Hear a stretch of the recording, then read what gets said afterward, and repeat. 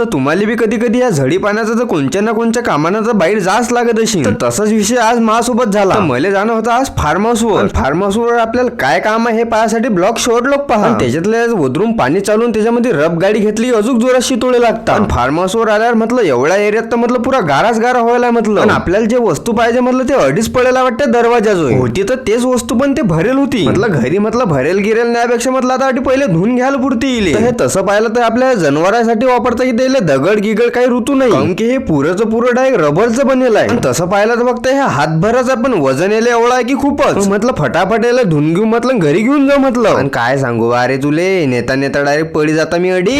घरच्या सांगून तर काही फायदा नाही कारण की कपडे मला धुवा लागले असते घरी. असं काही सांगत नाही धुतले असते तर गपके खा लागले असते घरी. अबे एवढं नको सांगत जाऊन बे काही माहिती. हा बा एवढं पाणी पावसाचं कुठे चालणार रे बा? आता तूच राहाल तर विचारायचं हे कुठे चालला हा भाऊ. येले राहू द्या बाजूला मग जाणार आपल्याला घरी. घरी आला रबर सीट दिल्यावर म्हटलं चला म्हटलं आता कसं बसवणार म्हटलं चला पाहू आता. अजून तर म्हटलं काही दिसून राहिलं म्हटलं चला तुम्हाला धाब्यावरून दाखवतो आता. धाब्यावर आलं तर मग टाकणं होतं बॅटरीच्या गोट्यामध्ये पाणी. जसं जसं पाणी टाकणं चालू होतं तशी तशी लेवल वगैरे येत जाय पाण्याची. मग पाणी गिनी टाकल्यावर मग आपल्याला ठेवून होती बॅटरी रबर सीटच्या इच्छावर. बॅटरी ठेवल्या गेल्यावर पिणं गिनं खोपसल्यावर मग कडले बटन चालू झालं म्हटलं आपलं इन्व्हर्टरचं काम म्हटलं पुरं. चला मग भेटू आपण पुढच्या ब्लॉग मध्ये. आपल्याला लाईक आणि फॉलो करायला विसरू नका.